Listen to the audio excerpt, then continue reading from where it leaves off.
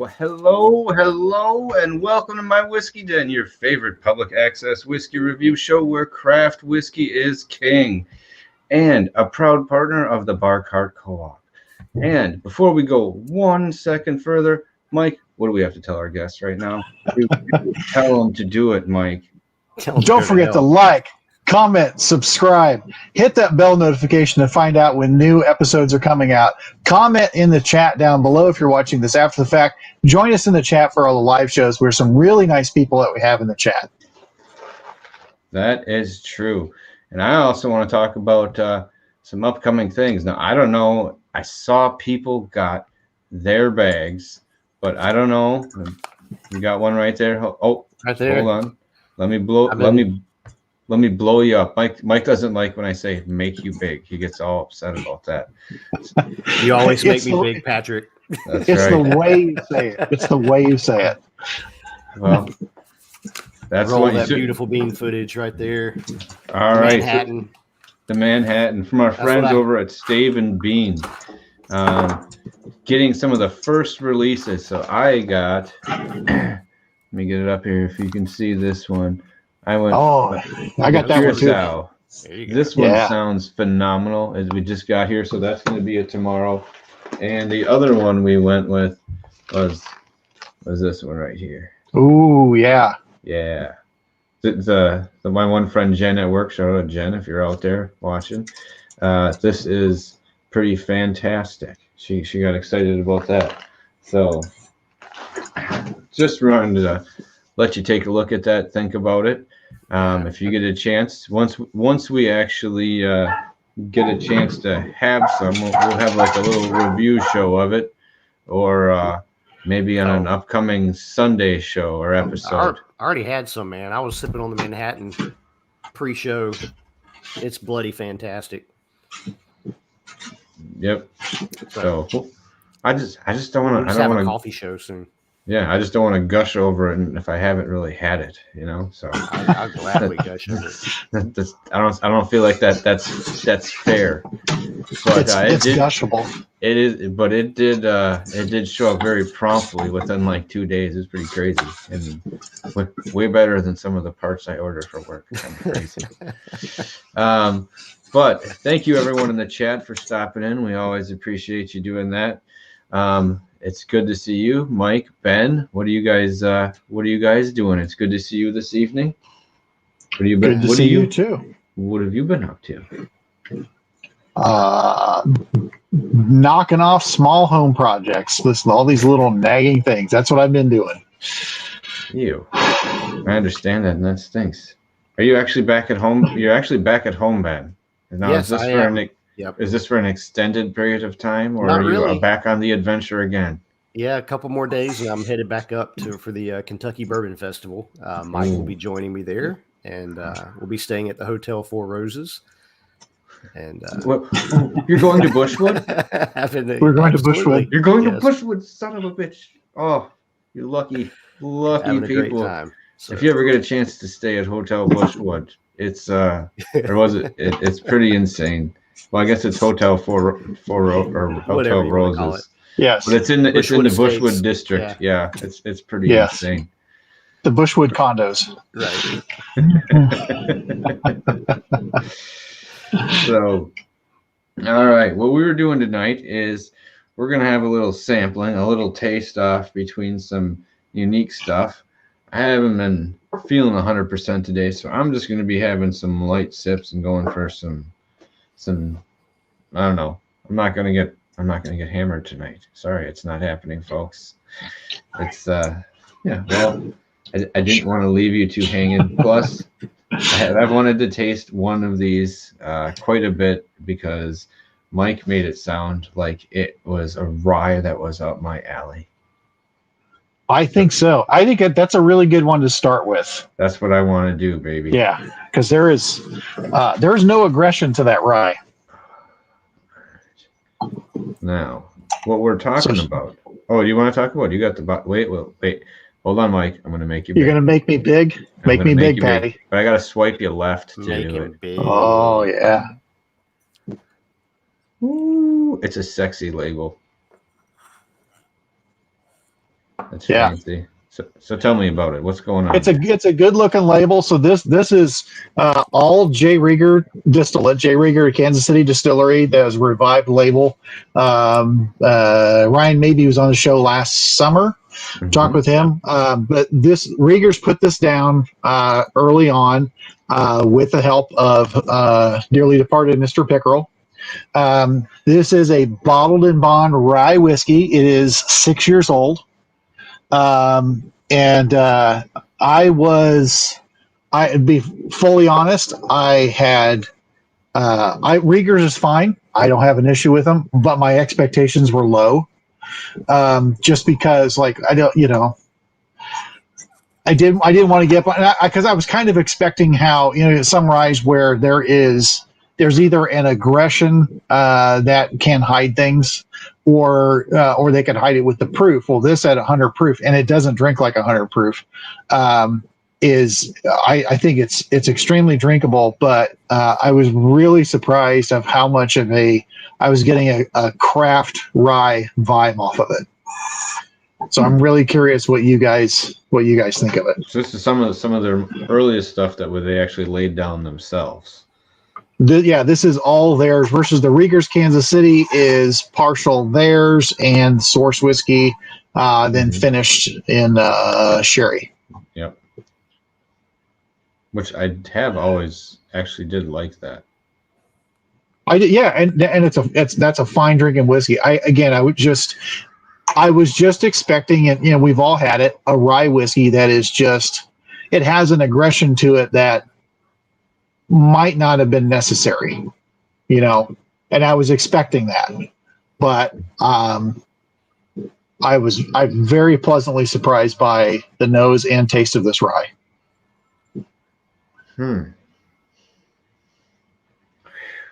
Yeah, right off the bat, there's a little bit of an herbal note to it, but I'm getting like blackberry. It's also very grain forward, so there's some nice dark fruit. There's a little grain coming through.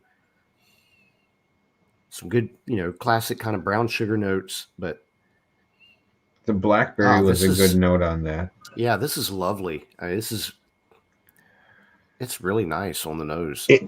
It struck me as more of a high rye bourbon than a rye whiskey. Yeah. I'm getting that. I almost get a toasted grain note to it as well. I was gonna say I'm getting like a molasses cookie with a little sugar on top, almost with that blackberry jam. But on the back side of it, hidden behind the blackberry, I'm getting like a melon. Or there's just like this other kind of brighter, fresh note in it. Thornton melon. What?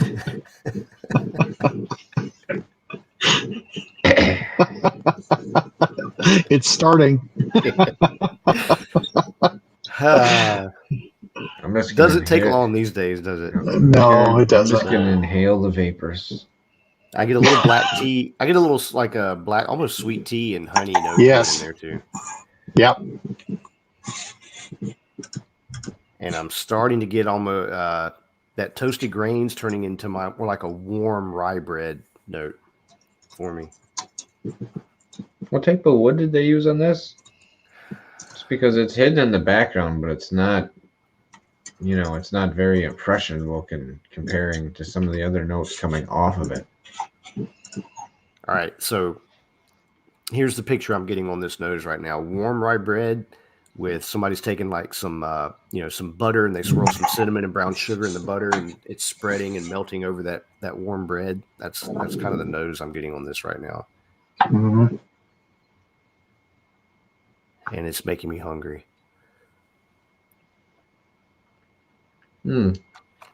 So I will say their little story that they have on the back, which I thought was rather nice, and I'm going to turn on an extra light because I'm old and I have bifocals.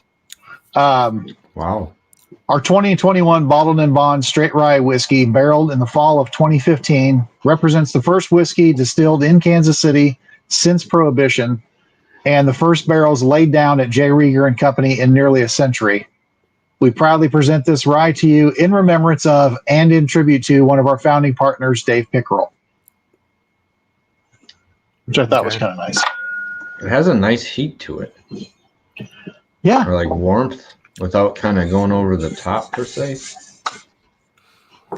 There's a good little heat. There's a good little, gives you a nice little warm hug to it. I get a lot of fruit right up front.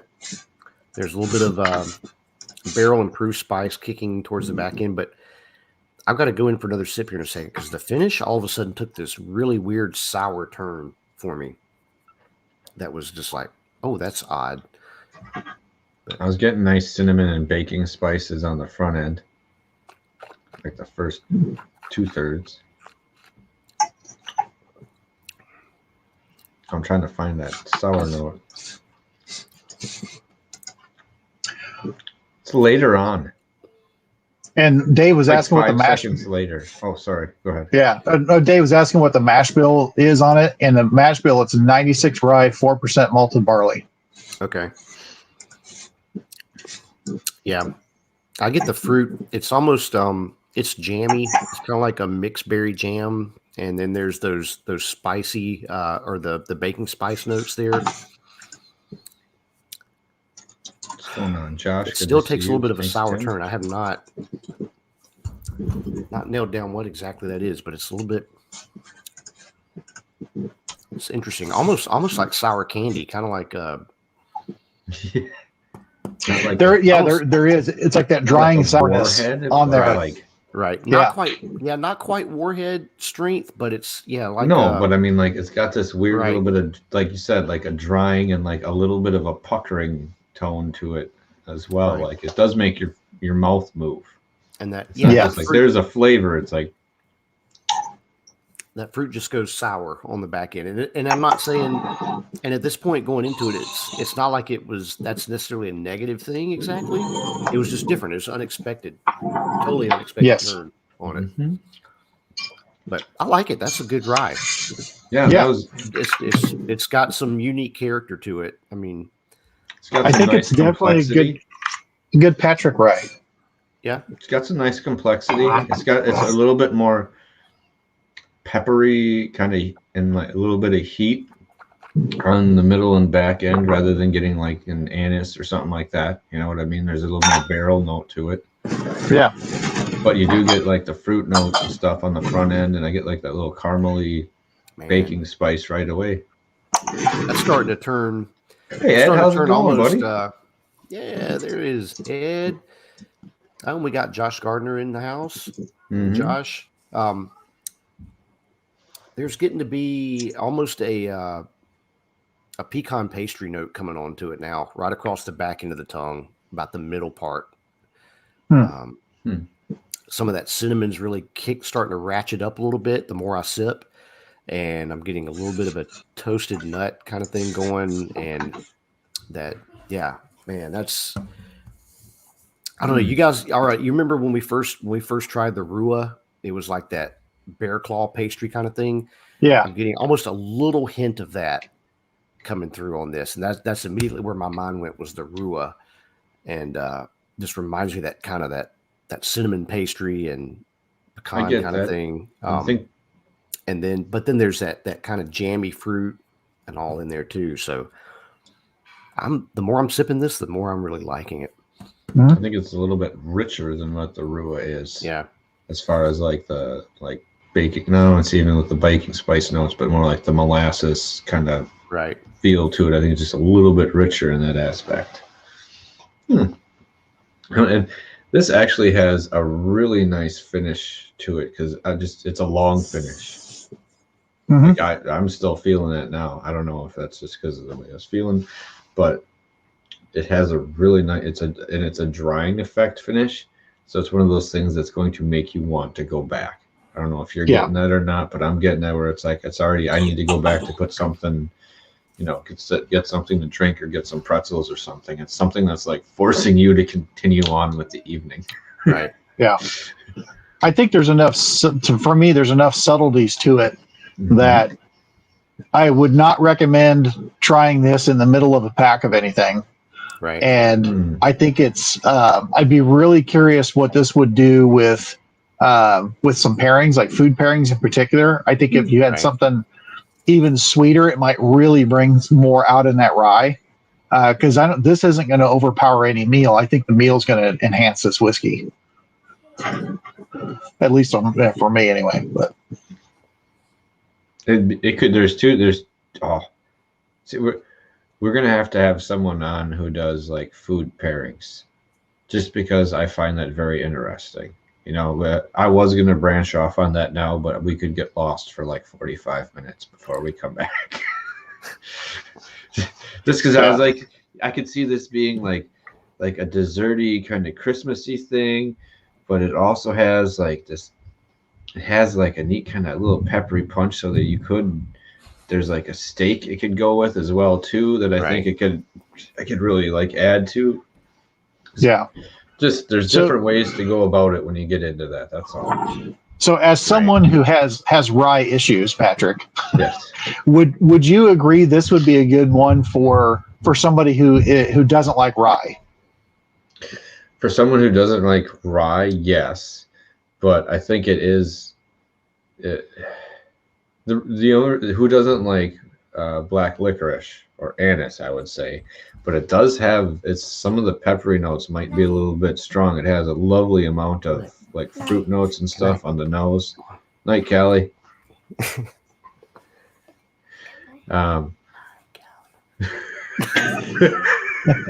Fruit has a great amount of fruit notes and everything in it, but that there is a little bit of spicy pepperiness that kind of pops up in it that I don't think would scare people away in any way, shape, or form. But I think that it might, if someone has a sensitivity to that might, it might get right up to kind of that edge for them. In my mind, just it's not over the top in my mind, but it's strong. But in my mind, I would have a hard time saying that this was a rye whiskey in general. Let me have one more sip here. Let me see. And Matt Bay was asking a price point. Or this is I've seen it for $50.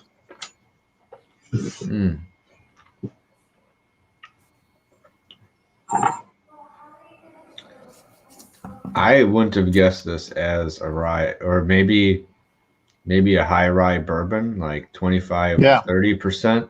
Right. Not more than that per se, because it does have like I said, a little bit more of the bourbon back end quality to it. I don't know. It's very interesting. Yeah. You know what I mean? Like if you were sitting down at a bar and you got to have this, it makes you slow down a second and think about it. That's always nice. It's in a pleasurable way. So not bad. I'm intrigued to see what happens to this over the life of the stream. So I'm gonna set that one back for a little bit. Ooh, where? Oh shoot. That's terrible. That's just bad, Patrick. Fucking there it is, folks. There you go. If you had an issue, you couldn't find it, you want to know more about it, here is the lovely email address, the web address, where you can stop over there and hop on and find out more about them. If you get a chance to go there, they're one of the few distilleries with a slide, which is fantastic. Sorry, I don't care what it is. That makes for a fun Friday if you've been on a trip, and sometimes you need that little bit of break from reality. Right. Yeah.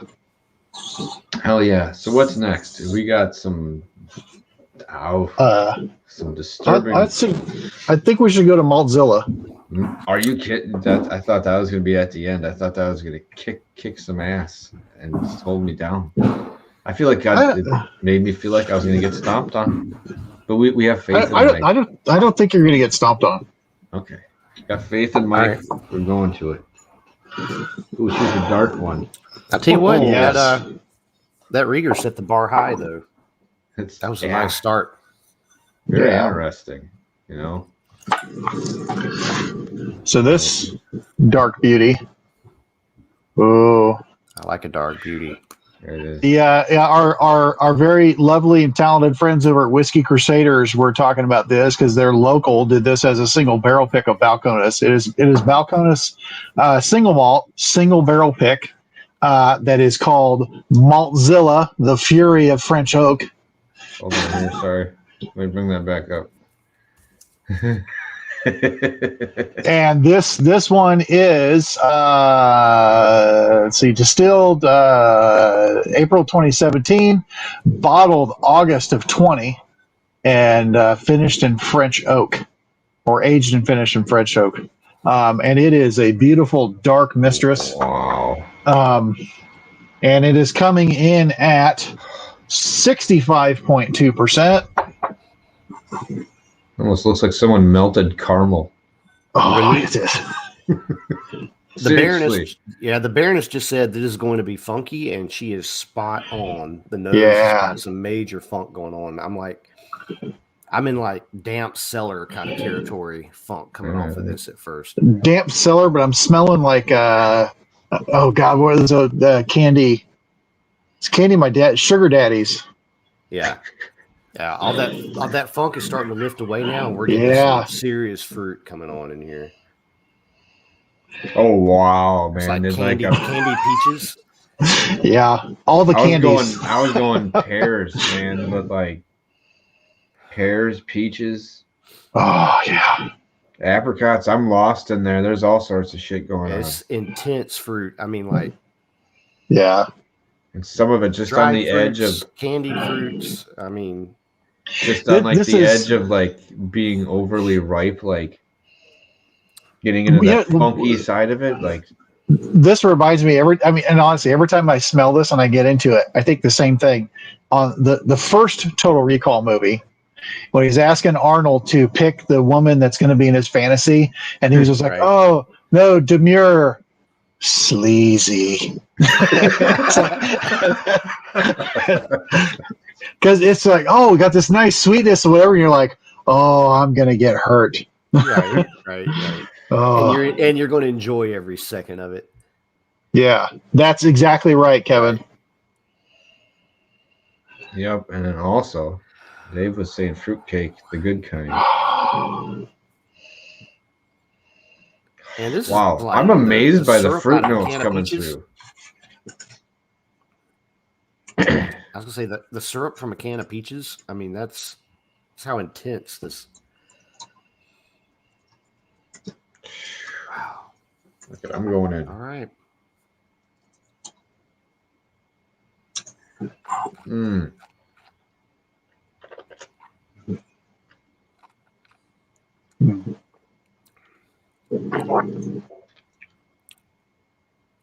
Whoa. You just get that punch of there's that fruit punch. It's like fruit. I don't know if it was a punch. It was like wrapping my tongue. Right. This was cool velvet coat in my mouth, man. Yeah. It's fruit with like a good tobacco leaf wrapped around it. A good aged tobacco leaf in there. And it's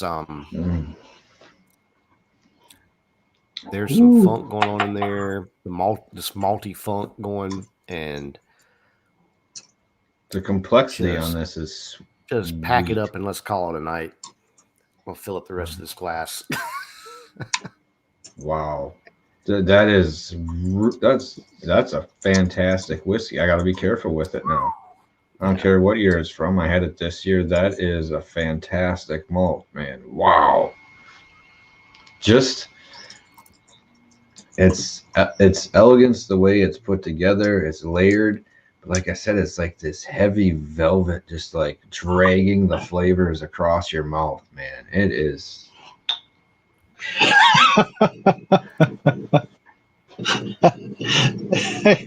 Hey, Kevin's comment. What the fuck? Kevin going to the dark side really quickly. Yeah. Damn, Kevin. I don't expect that from you, Kevin. But yeah, this is This is getting beat with a velvet whip, and it just feels so good. It does, because at that proof, it's not smacking you around with the proof. Oh, it's 65%. It is just flavor. Yeah, it's not coming across as 65% at all. Wow. Yeah, I like it a lot. I regret not getting more, and I constantly thank Miss Sarah for being a whiskey fairy. Man, there's a little bit of clove and allspice kicking around in there too, because clove, my head just went allspice. straight to eggnog. My head just went straight to eggnog for a moment, and I'm going, why eggnog? And then did you get a touch of mint or spearmint? I was getting more of like a little hit, like a line of spearmint, but only on the sip. Damn right. What is Swedish glug? Is Swedish glug like an eggnog? I don't know anything about that. Might have to Dave's have got Dave some on of to this. That this.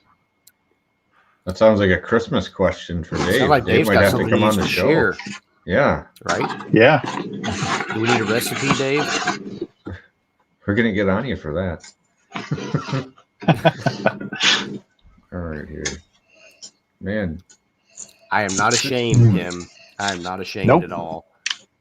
Man. It is nothing but pleasure. Right.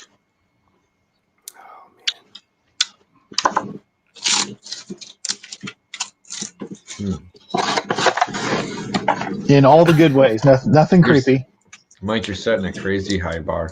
Yeah, there's this little bit of grassiness mixed in with the wood where I'm getting this little bit of mint mixed in with some of the other flavors, but it goes away and it fades away nice. It like keeps this bright airiness to all those like thick, heavy fruit flavors.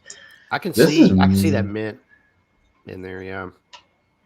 And then that, for me, that mint kind of bounces back and forth between tobacco leaf notes. I can get that. That's what just...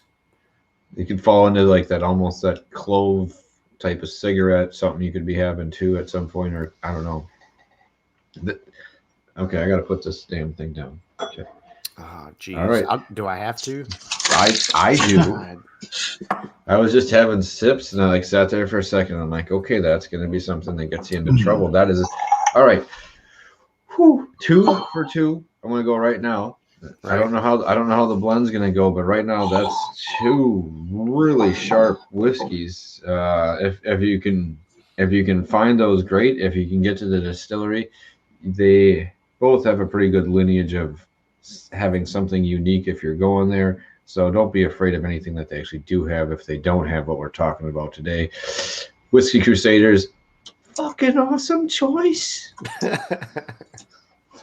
Yeah. We knew it. We heard about it. That is, wow, it's still dancing around in there. I don't even know what season to put it into. Like, that's my Valentine's whiskey, baby. Like, Barry White's playing in the background. Like, that thing is, I'm loving that thing. There's melted chocolate and honey everywhere. It's one of those drizzle sticks gone rye. That's right. And it ain't coming out. That's why you do that at a hotel, not at your house, folks. That's just... All right, so we're putting Balcones back. Oh, and I don't know if I did at the beginning. Bad host. Balcones, distilling.com. Stop and check out what they got going on. Jared's doing some fantastic stuff down there, and their barrel finishing program is one of the best in the country. They just have all sorts of different stuff going on, and they're collaborating with a lot of different people. So if you get a chance to see them on the shelf, especially something unique, don't be afraid. I haven't had anything bad. I've only had good stuff, and there's not many. You know how we talk about the licorices being one like a distillery that has consistently put out really nice stuff. Balcones, in general, from the broad package I've had, is usually a really nice product. If you're gonna, if someone says I'm gonna get something from Balcones, you're like, okay, that's fine. But what? It's okay. You can just go get one. Brimstone might kick you in the ass a little bit if you're not prepared for it, but that's okay. That's how you find out if you like it or not. So where are we headed next, guys? What do we want to do? I'd say you want to either go to the Chattanooga Port or the Del Bach. Oh, All right, we just Del Bach. We've been dodging this for a long time. Yeah. All right, that's a good one. Mm-hmm. What were you gonna say, Brad? I was gonna say we're hitting the malt, so we might as well roll with it. Yeah. And this, since I made this like that was a long time ago. 9.5, 12 months ago. I'm putting it up here. It's out there. So it's cooked. That's what we're having. So Madeira finish. This is what's left of the Del Bach. Man, you're getting big and small a lot, so there you go. Yeah, this baby is gone. I had a little sample that I'd saved for doing this. But yeah, this is the Del Bach out of Tucson, Arizona. The Distiller's cut, which they do something a little different with their finish. It is their single malt. This one is Madeira finish. It is batch 19-1 at 60.15%. It is a blend of nearly 100% ex Madeira cask. We'll talk about the notes that I get off of this later. But it is, when they do the Distiller's cut, when it comes out, it's gone. Wait for the next one to come out, and they do something different with their finishing. And I don't know about on this one, but did they use mesquite wood somewhere in theirs as well too? I don't think on this one, no. You can look up. I don't think it was on this one in particular, but they do a mesquite wood somewhere in there because I know they were very similar to. I can tell you. Spirits. That's which I was equating to maybe a regional thing. Like how everyone wants to have like a region. Like if someone like an area of the Southwest had like a mesquite undertone to at least one or two of the releases, it'd be kind of interesting. I'm not picking up anything mesquite or smoke wise off the nose. I don't think it was on this one per se. Yeah. No, I don't believe this one does have it. They do have a normal release that is mesquite smoked. I'm getting Madeira for sure. I mean, this has got that. You expected with a Madeira finish, you're expecting a dessert type whiskey, and it's hitting that right there. Yep. I'm also getting some fantastic apple notes coming off of this. Yeah, I get candied fruit off of it, like real, like strong.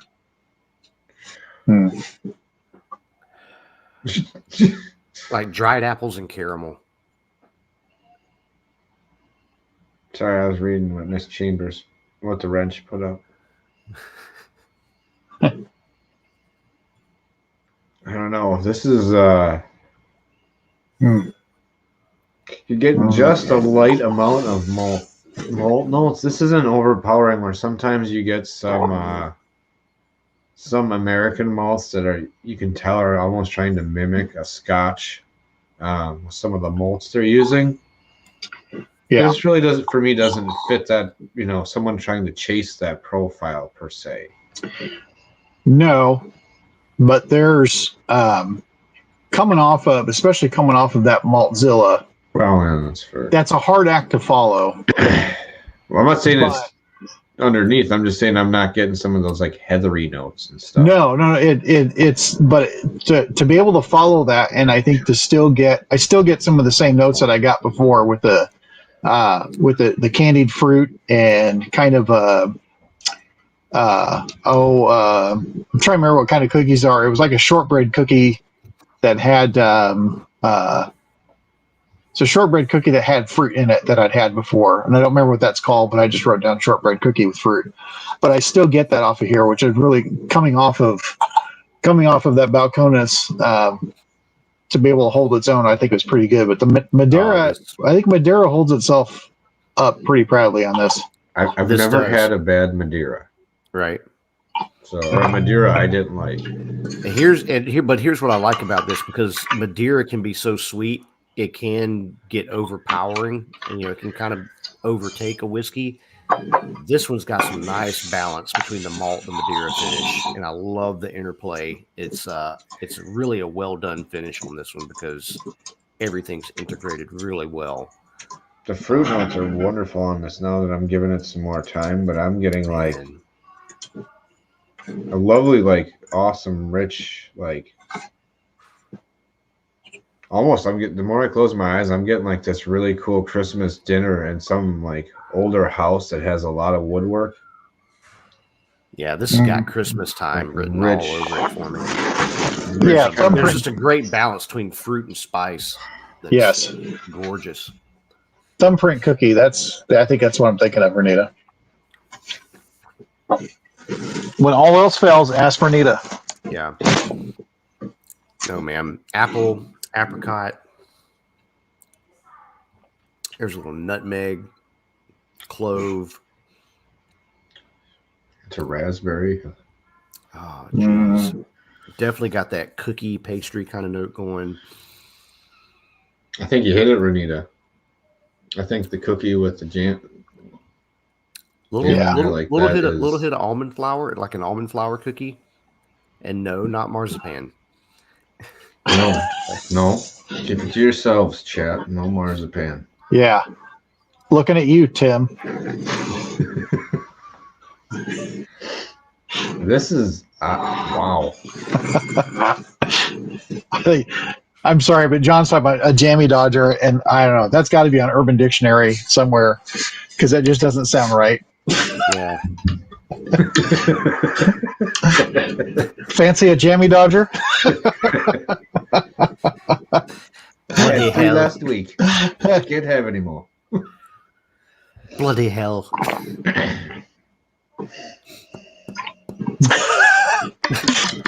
Give him the old jammy dodger. Okay. Is that what this is?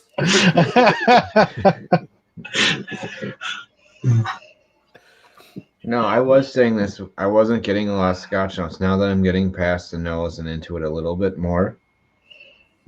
There's a little, yeah. Man, it's just getting the amount of fruit notes through on this on the taste is more than I'm getting on the actual nose.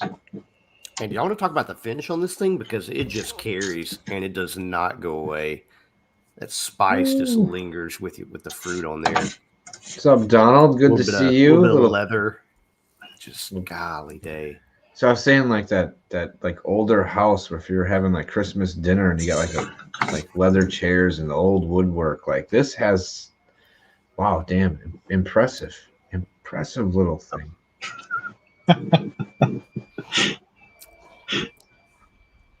And that's 3 for 3 so far. All three of these have knocked it out of the park. Very well blended. Really well done. Yeah. Well done spirits. Just a layering of flavors. It's fantastic. Okay, this. God almighty. I know. Yeah. What did I do? I was staring off in the nowhere. I was trying to make a decision, man. Not you, Pat. Yeah. Oh. Not this time. I was trying to figure out what a brown-eyed Susan was when the next one came up, and it was like, okay.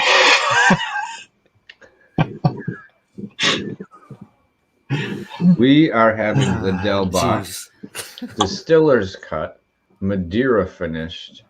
It is 60.15% alcohol by volume, Donald. This is a lovely dram. As far as great finishes, this kind of, wow, this really kind of starts climbing up for me. This might be set aside into that finish of the year because the complexity of the notes and the way it rolls from, that little spicy note in the middle and comes down. No, it's I'm starting to get a lot of grape kind of grapiness out of it. Some really good. That Madeira is really starting to carry through on the finish a little bit at this point. Yeah, grape with some nice wood spice coming through there. That's God. This is. I just want to sit down by a good fire in a leather chair. Like Pat's painting that picture. You're in an old house. Christmas is done. The presents are open. Everything's out on the floor. You're just chilling, sitting in a leather recliner. Fire's going. I'm saying You got your favorite sweater on. You're just. It's 8:30, 9 o'clock at night. The kids have all gone to Right. bed, and you're just getting this moment to yourself. Finally, put this in a snifter and It's time for whiskey sexy time. yeah. Yeah. No, yeah, this is sitting by a fire. Yeah, this is a perfect. Yeah, it's a beautiful whiskey. it's incredibly. I mean, it's almost rich, it's but almost in brandy territory with the flavors coming through and the way this hits. It's hitting not quite cognac territory, but it's getting there. If it wasn't for as much spices as I'm kind of getting off it, I'd agree. Yeah. Oops, God, shit. that's gorgeous. 3 for 3. Come on, you bottom tail end. You guys better not fuck this up. All right. So we got a rye and we got Chattanooga coming up. I think you should do Chattanooga before Sagamore. Okay. Okay. And Brian, we actually, I don't know if you're just referring to Patrick, but we do love rye on this show. Especially Brian's a friend of mine. He's a rye guy. Okay. He's pretty fly for a rye guy. There you go. So yeah, rye is fucking awesome. We love it here, except for Patrick. No. Hey, I like some rye. Patrick has issues. I have issues. Somewhere in Patrick's past, a rye whiskey hurt him. Where did it hurt you, Patrick? Yeah. Got choked out with the black licorice roll. Yeah. If you were here, I would have you touch me on me where that rye hurt you. All right, Patty. Can I use a stick or something? Do I have to use my physical hand? Something attached to me? I think he just wants to make you. He wants you to make him bigger, Patrick. That's right. Make me bigger. Make me big, Patty. All right. There you go. That's as close as my fingers getting to making you big tonight. That's all right. Try to kill the light. Yeah, yet another nice offering from Chattanooga. Their barrel finishing series, port cask finish. This is the Chattanooga Bourbon, finished in tawny port casks at 47.5% ABV. And it is, of course, their Tennessee high malt, which I like a lot. Oh, now before we get into this, I'm going to point something out before we go because I missed Donald's statement here. An epic night, nonetheless, no doubt. First Taylor, Stagg Jr., Blanton's, and a 90s. Oh man, and a 90s Klein Leash. Woo! Yeah, you had a night. You had a night. Pretty freaking epic there, Donald. Cheers, to you, buddy. Yeah, cheers to you on that one. Damn. Was I? Oh, I put that up. I was going to put it up. Yeah, I told. If you didn't hear me before, I said a black licorice roll tried to choke me out when I was a kid. I have issues. Okay. All right. Wait, I didn't even pour it. It's horrific. All right, here. Let's splash this in here. Oh. Hey, Whiskey Weddle, what's going on, buddy? And I'm really glad that Chattanooga has been getting more and more attention. Right. They seem to be making enough that we're not going to have to worry about missing out, but they deserve all the good attention that they're getting. I know Pat had a bad one, but I have not. I have not had a bad one of that high malt, and I've got a tequila finish, and I've got a apricot brandy finish, and man, they are so good. I think Kevin has said numerous times they're making the best whiskey in Tennessee, and I don't disagree with that at all. I think everything I've had from them has been freaking phenomenal. And I will say another thing, just their grab it right here, their straight rye. Yeah. If you can get your hands on this, if for whatever reason you cannot get your hands on the Todd Leopold, the 3-chamber rye, flavor profile wise, that's the closest thing I've come to it, and it's outstanding. Right. So No, I agree with both of them, but I am going to say I'm not the only one who has found a weird fluke bottle. Like there was a section, maybe more in the past, because that was an older bottle. Chattanooga's Rye is who we're talking about, Brian. But, much more subtle than what I was expecting for the rye on this. I was going to say. Well, this is bourbon. This is our high malt bourbon. This isn't a rye. Oh, okay. Sorry, I don't know why I jumped to rye. So much rye. You got rye up in your head now. Yeah, I know. It's in your kitchen. Good thing I get to throw all that shit out. I'm going to keep that.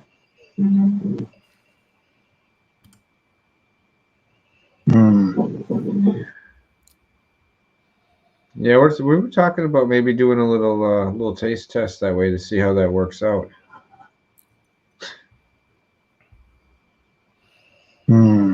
This almost smells like a sweet wine. I mean, not even really a port to me. Is it like a white port? Tawny port. Really? Yeah. It's not as they would say, overly done. Still smells a little more like a cordial to me than like the port on the nose. Like a berry port. I mean, it smells delicious. Yeah. Sorry, go ahead, Ben. I was gonna say it's delicious spirit. The only critique I have is the front end feels a little bit chopped off. It's like it goes straight to the mid, and then you're into this long finish on this thing. The flavors kind of hit big and quick, and then they're gone, and it feels like the front end of it is a little bit not quite there for me. But holy cow, it's just what you get out of it is freaking fantastic. Yeah. There's a sweetness that's left on there, almost like if you had a grape drink or something. It's just that the sweet grape that's just hanging on there. Or even like just a little bit of cranberry. Back when you have like fruit flavored bubble gum, where it just leaves that little bit of sweetness and residue and stuff in there, but it's nice linger. It comes on there. You get that nice kind of waxy note that continues off on the finish, coming from that tawny port with a little bit of kind of date and nuttiness to it. The date was right, and so is the nuttiness. Yeah. I didn't taste it until just now, and that's just where I was going to go. I hadn't picked out the nut, but there is this nice date feel. Wow. Yeah, that's why I wasn't talking shit. I was going to say there's too many people saying fantastic stuff. This is another nice drink this evening, man. Yeah. I'm gonna go back and try to pull some notes off it, but just wait. Did I miss something here? Adina, did you spit whiskey out your nose? Yeah, I don't know what comment did it, so someone better help us out with that. But I was gonna mention that later and be like, I'm really proud of. I'm really proud of that. I'm kind of proud of that too. Yeah. We prefer the whiskey coming out of your nose to you turning it off. I was going to say I could care less about the reviews. That made my night. And also, I'm very sorry, Adina, because I'm sure that did not feel very pleasant at all. But it was Patrick's fault anyway. And I'm not sorry. So yeah. All right, here, let me go back in here. Dave's, there we go. That may have been the trigger right there. You're just glad we don't have any visuals this week. Here's pictures of Pat's niece. At least we all have our shirts on this week, right? Mm-hmm. This is true. So far. I'm going to say what I find really interesting about this is it's not incredibly viscous. Like it seems thin, maybe thin compared to the other things we've had this evening. But it seems very viscous, kind of clean. The flavors come through pretty quick. Well, like I said, once again, in comparison to what we've had. Yeah, I was going to say just about everything we've had has been a little bit on the higher proof. This one comes in at 47.5, so I think it's probably the lowest so far, so that may have a little bit to do with it, but Yeah. it's not. I think it does not as oily as some of the others. it does a good job of holding its own in the mix, though, considering does. what's been before it. Yeah, It really does. like coming in at the end here, it was no slouch. Yes, it's That's moist, right, Richard. Is it really like? Is that the new like? I have to stay away from it, or people are gonna cry if I say it during a review. Like also, I want to do a review where we pick all the words that upset people, like right, all the trigger words, the buzzwords, like smooth, like but it is smooth. See, that's the problem. Moist. It's moist. We should do a thesaurus night where we say every word but that word. Right. I think we can do that. Moist.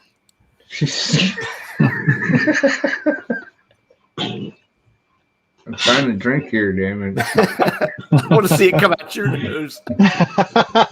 That's the goal for the night. Moist. Yeah, you said you weren't feeling very well, so this ought to help. Adina, unctuous. Yeah, unctuous, yes. Unctuous. The single cast nation uses that a lot in their tasting notes, and I don't disagree with their use of it, and I love their tasting notes, but they read like a J. Peterman catalog. It just all the stuff they've got. It's just so. It's like, okay, come on, guys, you're right, but.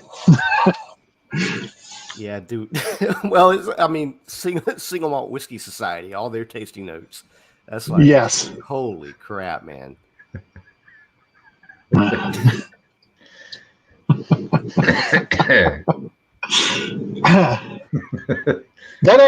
be a good band. Bourbon Turntable. That'd be a good name for a band. Yes, it would.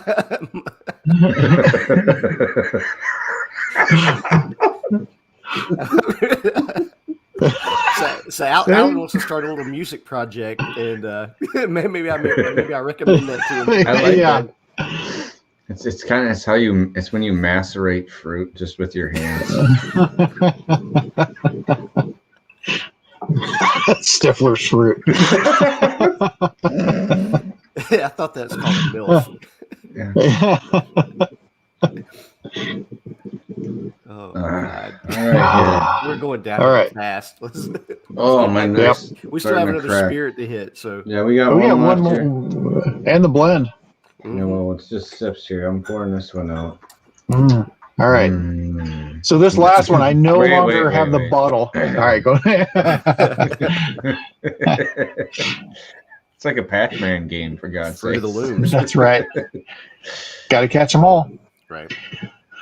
Yeah. All I have is a sample bottle of this left because I no longer have the full size bottle. But this was a single barrel Sagamore Spirit cask strength rye whiskey, 56.1%, batch 4A, bottle 1978.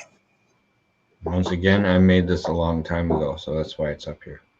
Yeah. So I want you to see it. They got nice looking bottles. Yeah, nice looking bottle and a nice looking distillery, to be honest. Yeah. They're sure out there. It's pretty outstanding. All right, here. Let's bring this down. Now, this is the last one of the night. So, he subbed the Bone Snapper Rye for Sagamore. That's fair. But it's not the same as this. 56%.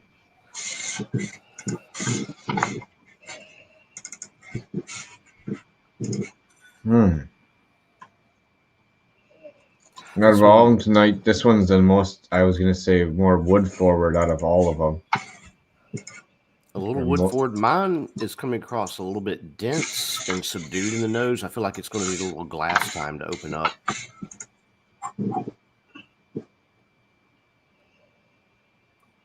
It does. It seems a little, there's almost a flat section of it in there. Yeah, there's a flat cola quality to it. Mine's been poured for a while, but it's it is dense, but it's like a flat cola a little bit. Gets better, which is interesting for a rye. Keep going top to bottom. It starts to open up a little bit more on the glass when it's bottom to top. Go up and down a few times. It starts to help it. Here. Mitch, it depends on which way you're coming back. Ooh, that's true. Right. If you if you go by way of St. Louis, 100%, I would say you have to go to Wood Hat. And 100%, you have to go to Stumpy Spirits.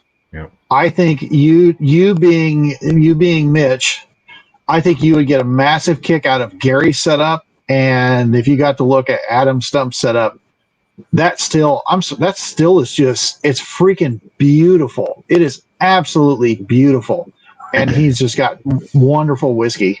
Both of them do. They're both totally worth the stop. Well, my question would be, how much time are you going to spend around Austin? What are you going to see there in Texas as well? Because there's some great stuff to see around that area too. So if we know well, I'm going to look at that. I'll look at the route here in a second, because there's a few other places, but yeah, those two are definitely, like Mike, like you said, when you're hitting there, I'm like, those two are first that came to mind coming across.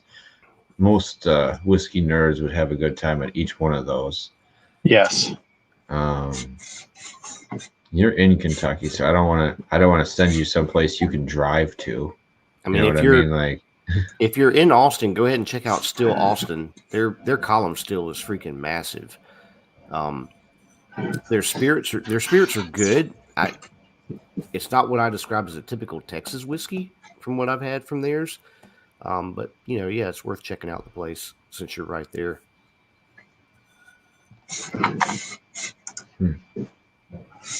Obviously, if you're cutting north through North Texas, stop at Iron Root. Obviously.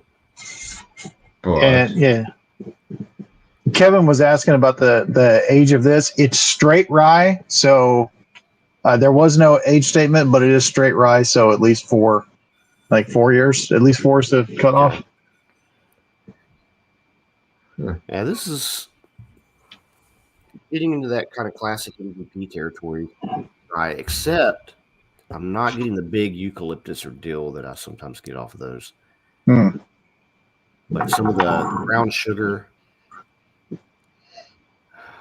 You're gonna be in Texas, I'm gonna tell you, I can't wait to go down to see my mother-in-law, Mitch's. I'm gonna go down and see Josh, and Ben just got done doing that. I wanted to go down to San Antonio and see Ranger Creek. I mean, that's a quiet, subtle, unsung little place. Definitely check out Josh at Ranger Creek. Andalusia is another one. It's fantastic to see. I like what Real Spirits is really tiny. The brewery is massive, but I love the product they got coming out of Real Spirits. Hold on, and if you're getting into the Kansas City realm, I mean, I don't know. I guess there's different routes to come back. I'm getting off track. All right, let's talk about Sagamore Spirits. That was a good question, though, Mitch. I think maybe we should do more of that. But Alabama and some of those other places, I don't have a good whiskey setup, background besides like Clyde's May and something like that. I don't know enough in those states. That's my bad. Yeah, I know that there are other distilleries in Missouri. I know there's other ones around Kansas City, but because it's on the east end of the state, you got to go to Wood Hat and Stumpy's.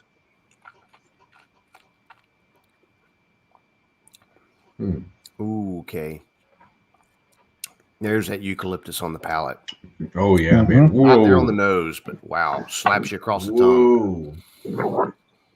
Ooh. It's very oak forward on the nose to me. I think more so than I'm not getting a lot of grain. I get a tiny hit of fruit. It's just really dense, but I feel like what I'm getting off the nose is more coming from the barrel. But the palate, oak, brown sugar, and eucalyptus. A lot of wood sugars, but man, it's like somebody just took a eucalyptus branch and slapped me across the tongue with it. Just because of the eucalyptus, it almost reminds me a little bit more of a bullet. Right, I can see that. Like where that's such a huge dominant note here, man.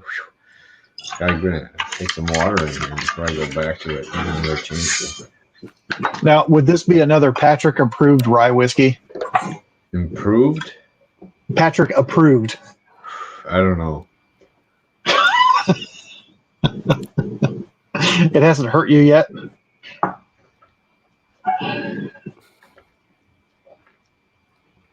It has a really nice caramel butterscotch feel when you're wisping around in your mouth. It's not very viscous there. The brown sugar and stuff is there. The second time going back, the eucalyptus is nowhere near as powerful. I don't know. It hit me pretty good. Which I'm cool with it. I like it. But what's interesting for me is that balance of the eucalyptus. But there's some really dense tannins going on in here. Not really. I'm not. No tickle. No shrimp tickle. No nothing.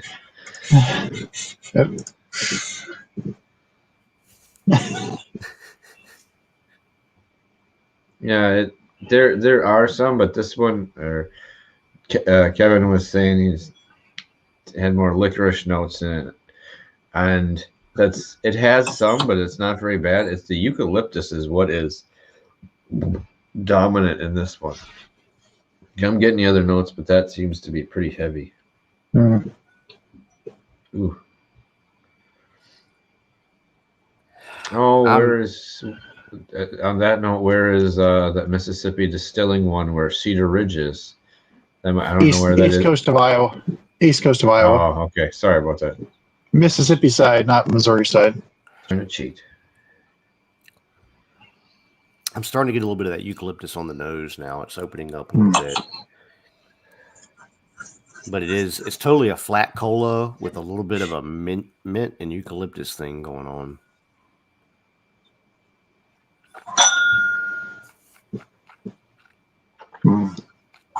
It's a nice rye.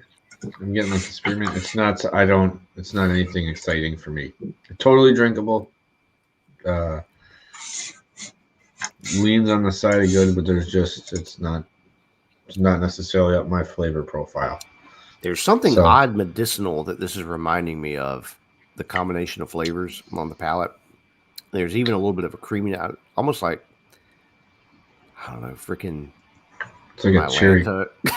Oh, it's like a mint Malanta or something like that. It's something weird. Yeah, I get you on that because it sticks around like a chalky and mintiness to it. Chalky and mint, and yeah. Mint Malanta. Like a eucalyptus suppository. Right. You can use that quote. You know what I'm talking about.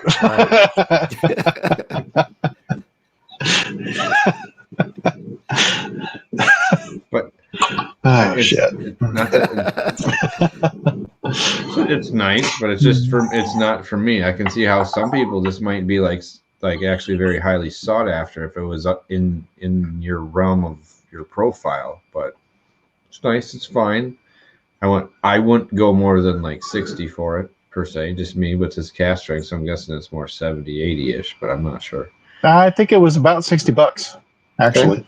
No, yeah. That's a fair price for what you're getting. And if you really liked it, you would, if you like some of those ones more, I can see you just thinking it was kind of a steal a little bit. But yeah, I'd really like to come back to this one again, considering everything we've had on top of it. Just the impact palate wise, I'd like to come back to this with a fresh palate. I can see that. I mean, I'm not down on it necessarily. It's a rye. It's a good MGP rye kind of thing. But God, coming off of the freaking Balcones and the Delbach and the Chattanooga and the Rieger, it's just it's underwhelming. Mm-hmm. All right, here. Well, let's hope the blend is good then. Let us see. Yeah. Oh my God! You can just like this other one just on the nose. I don't even know which one I grabbed, but I ought to say I poured this blend. Cream soda. I poured this blend about 7:30, so hour and a half ago. About an hour and a half ago, yeah. And the initial nose on it, I did not like it. I was like, ooh. I don't know how this is going to work. And you've got two wine finishes. Plus, you got the two different ryes. You got that French oak that's on there. But after the sitting, I'm liking the nose. Oh yeah, a lot of fruit coming off, and there's some malty Oh funk. my God, it's like an overwhelming baking paste, like Christmas baking pastry with fruit. Yeah. All of those fruit notes have been amplified sitting And in the glass. Two different like pastries. Oh, it's just got, And this is got a nice depth of grain notes to it. There's a lot of proof in this glass, and I can get my nose way down in there.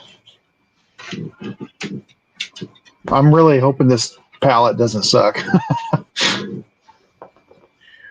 Oh, yeah, it's just deep fruit and spice. Yeah, like Christmas. A nice chocolate note on here as well too. You're in kitchen and grandma's bacon. Oh yeah. Vanilla, like a little vanilla extract smell in there too. Yeah. Wow. Okay, let's see what happens here.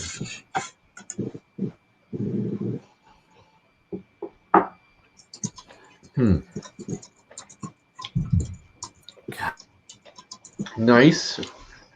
Yeah.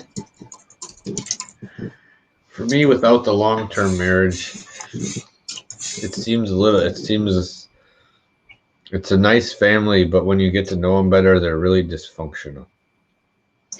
It's as it's blended, it's just, there's a lot of flavor to it, but it's just easy. It's like straight. It's not flat, but it's just kind of a straight journey with it. There's nothing that's really jumping out too much. Yeah, it kind of muted like some of the richer, bolder flavors that you were getting in some of them. I like it. It's not the best blend I've had. The nose is way better than the palate, I think. Yes, and I think that it's just one of those few recently that it wasn't the sum of its. Oh man, the sum of its parts. You know what I mean? Yeah. They were just so much better on their own, like uniquely complex on their own.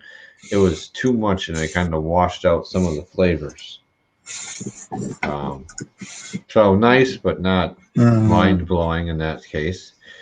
Now Ben will come back in a minute, maybe not. We'll see. Maybe he's left for Kentucky to go to his next experience in whiskey festival.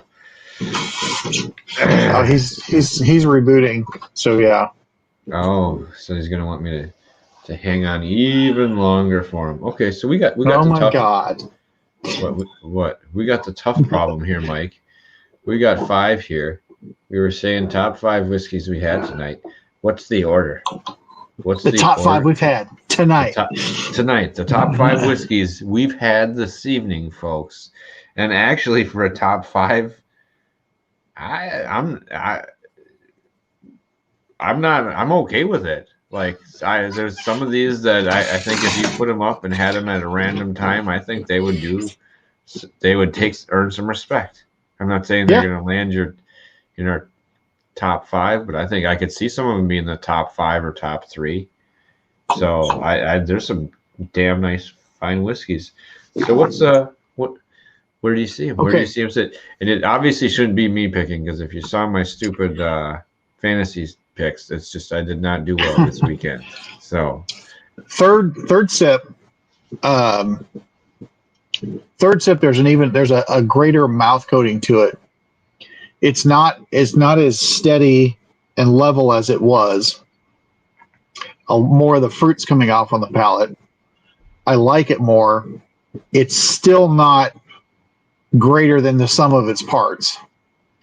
Nothing is jumping out. It's good. How much do you have? Where's your glass? How much is now I've had half. I've had We're not half coming back from it. Part of me was thinking like, just because of doing it in general, if you're really going to try it, maybe setting it aside for a week or in its own bottle to see how the fruit notes might come out through it if it's already kind of doing that, because that was some of the most exciting stuff on like the Balcones, and the Del Bach were some of the fruits that were coming through. Those were fucking really impressive, and even the port wet cask one. But I don't know. So what's your lineup? What's the order of 5? Bottom to top, top to bottom, however you want to do it. For me, my and this is, I like all. I mean, these are all samples that I sent out to you guys. So I these are all my bottles. I like them all. I don't have a problem with any of them. But in the order of tonight, as they line up, Sagamore would come in number 5. It's a good number 5, though. I think it is Sagamore, Chattanooga, Del Bach, and I'm going to have to say the Rieger and then Maltzilla. Okay. Maltzilla was delicious. Maltzilla, I mean, the name alone, it's not just hype. I mean, dear God, it's just really, really good. And I mean, I got half a bottle, and well, just under half a bottle, and half this bottle has been shared out for a reason. It's just so good. All right. Well, I'm really similar. I'm going to tell you right now, Sagamore. Like I said, though, it was a nice whiskey, not my style. It's at 5. It wasn't. It was the one that was the least mind blowing, but it was the end of the night. So, you know. But happy drinking it. Now coming up from that, the Chattanooga Port was definitely the next one for me. Once again, nice, like the fruit flavors. If I was going to pick on it, I thought it was a little thin comparatively, but once again, you're going after some things that were pretty thick, layer-wise. Now, this is where it gets, the last 3, the Del Bach, the Rieger, and the Balcones is where it gets like a jumbled mess for me, because Rieger was a pretty interesting and different rye, but I think that's going to come in number 3 for me tonight. That's where it's landing out. That's going to be number 3. Just because Maltzilla and the Madeira finish was so damn fruity. Like, that was getting on that, not the same flavor profile, but like unpretentious level where it was like, bam, there's so much fruit and so much this and so much that going on. This is a tough one. I feel like maybe I shouldn't have to go to work tomorrow. I'm not going back for a 3rd taste test. Do it, Pat. Do it. The blend got better, and I have to say one of my reasons for the Rieger is it was more than anything else. It was the surprise at it. Oh yes. And there was a lot of subtlety to it that that I think carried it up for me. The Del Bach I thought was great, but there was, I don't know, it was close, but there was something about the Rieger that kind of gave it the edge. But there was no way anyone was topping Maltzilla tonight. It wasn't necessarily me like edging one over the other. It was like a little personal profile. I just love the fruits of the Del Bach. The Rieger, I was really impressed by the amount of complexity that was in it. You know, I wasn't necessarily expecting that, and especially right off the bat. But so, yeah, I'm gonna go Rieger 3 for me, and then I'm going Del Bach at 2 and Balcones at 1. The Maltzilla, just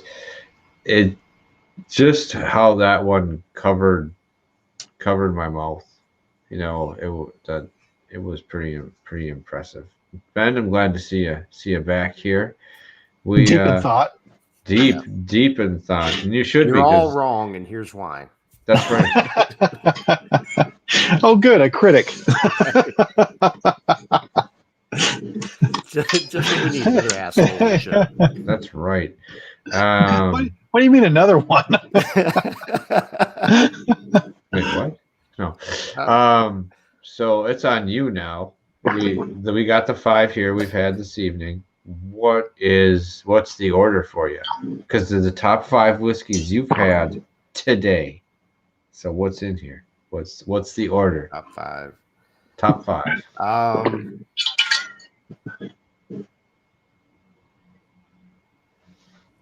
Here's how I'm breaking this down. I'm going number 1, the Balcones. That was just an absolutely amazing flavor ride. Really well put together.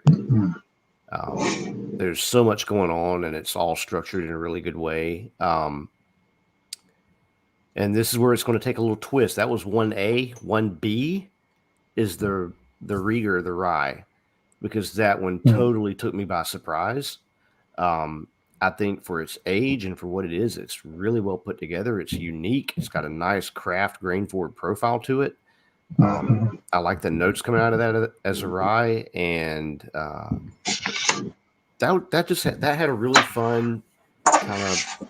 It was a fun ride, and it was complex and longer than what you thought it would be. It really, I don't know. It really took me by surprise. So that one. I could have said, look, as good as everything else was, I would have been happy just to sit with that rye and sip that the rest of the night. Not have any complaints at all. So coming in next after that would be the Delbach. That one's fantastic. The Madeira finish is really well done. It's not overly done with the Madeira, but that's just got post-Christmas dinner all over it. The Chattanooga Port Cask follows up there, and then the Sagamore Rye comes in last. Again, I want to revisit that Sagamore when I've had a clean palate and nothing else, because I think I probably could pull a little bit more from it, but there was a density to it that it took a while for that to open up. I didn't get a lot of complexity out of it, but it's a good rye. It's MGP. I mean, there's nothing wrong with it necessarily, but it just didn't have the legs. It just didn't have what it needed to stand up with everything else that came before it. So I'd agree with that completely. So I got a question for you guys about the Rigor Rye. So we're kind of in the same boat that we like and or appreciate what you get off of craft whiskeys. Yeah. You get the nose and stuff. And so and you get the grain forward, and there's just that craft nature of it where you're like, all right, this is different. That's what I was not expecting that at all off of this Rieger, not one bit. And when it came out, some people were posting on local groups, and I saw more. I don't like it. I don't like it. I don't like it. And I really think it's because there's a lot of people that they're expecting nothing against it. They're expecting rare breed rye. They're expecting Elijah Craig rye. They're expecting Dickel rye. They're expecting, or the MGP ryes that you get off of there. They're not expecting a craft rye from a local distillery. And it is very much that craft nose on that rye. And I like that though. I like it. I mean, and I was expecting, I don't hate it. I was expecting Bullet Rye on the nose. I was expecting, MGP 95.5 was what I was expecting. Right. But I was very pleasantly surprised and happy. And I just think it was really, really well done. Right. I love the grain and the fruit notes that you pull off of that, and the way that continued to develop as it was in the glass. And as you sip it, the more you sip, the more flavors that start to unravel and kind of unfurl. And it's a great experience. And I think it's just, it's well done. I could not find a flaw in how that rye was structured, how that was put together. How it was distilled. It's fantastic. And I think a lot of people do. It's like you get set up with this expectation of, you have this little box of this is what rye should be, and if something doesn't fit in that little box, then that sucks. It's no good. The reality is, you just you haven't experienced other things. You haven't broadened your horizons, if you will. I think craft rye is actually, or just unique rye varietals and rye in general, is a pretty wide variant once you get into it. Like, I think if you only appreciate, like we're talking about appreciating certain parts of the scale, if you only appreciate right here, you're missing a wide variant of what else is out there. Now, maybe that really is all you like, but I mean, the scale is a lot bigger than what most people think it is for rye as far as flavor complexity. I mean, just with what we've had with bringing in and out, just what I hate, anise. Like I've even found 2 or 3 that had it in there that I was like, this is fantastic. Right. Like so don't always rule things out. It's there's a wide scale of quality flavors in rye alone that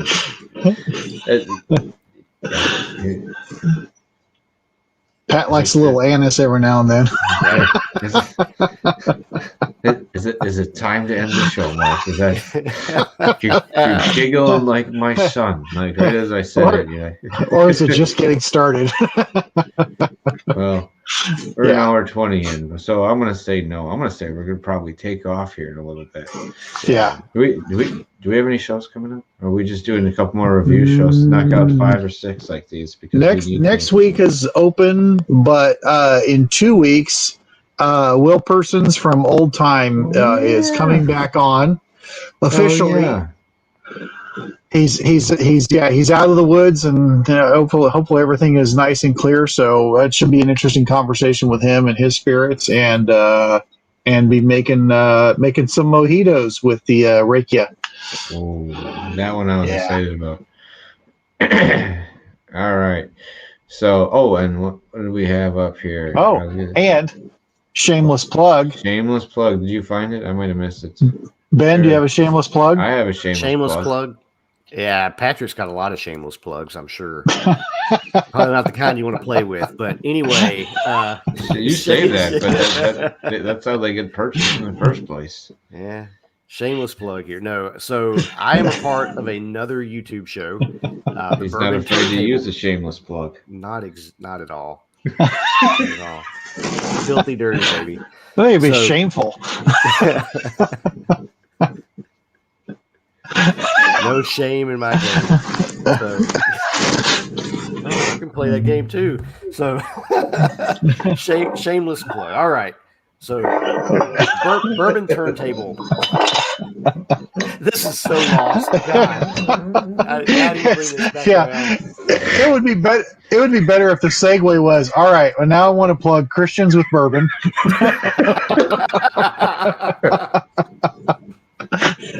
Oh, yeah.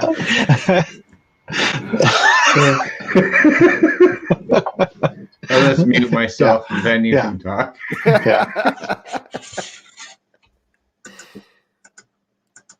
Yeah, we're how do we make Ben big? It's not hard. I'm not gonna do it. I can't do it. It's not letting me do it. There you go. There we go. All right. I made you big. I feel it. All right. So I'm going to invite every one of you guys to check us out. Check us out on the Bourbon Turntable. We're here on YouTube. We're on Facebook. We're on Instagram. It's a great show I do with Kevin Rose and Drew Crawley. We are having a lot of fun exploring whiskey and talking music. Our first show is out. Our second episode will drop here this coming week. We've got a few more recorded, and it's a lot of fun. We have some great conversations, starting to deep dive into music and talking a little bit of whiskey as well. So just a wonderful mesh and a blend of two things that I think a lot of people like to put together on their own anyway. So be sure to jump in, join the conversation with us, the Bourbon Turntable. Thank you.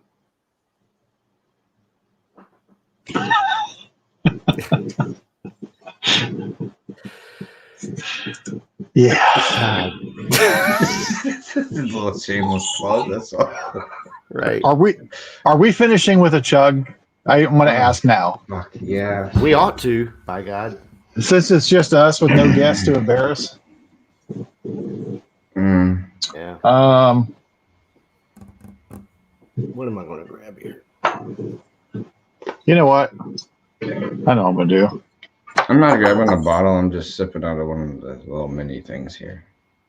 Oh, little wood hat. You bet you're red. That's a good thing. Yeah. Good old Gary. I love Gary. Mm-hmm. Yeah, why not? Chattanooga Rye. I'm going back to the Del Bach. right now. I almost reached. I looked over and like, there's a bottle of Kilhoman. I thought that could end up really bad after. So your arm got all the way around there to get it. That's good.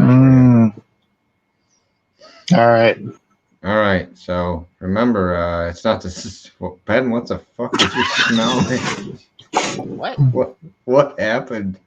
You like sniffed the bottle and you had like the people's eyebrow pop up. What the fuck just happened?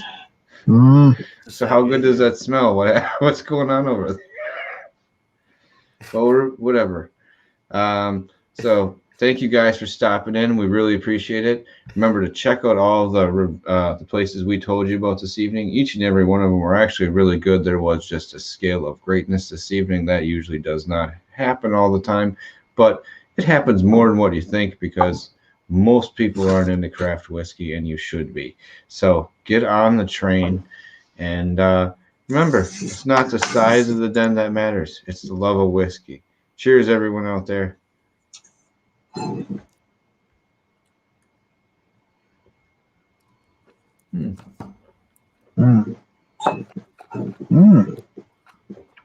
berries galore. God, that's awesome. 1, 2, 3.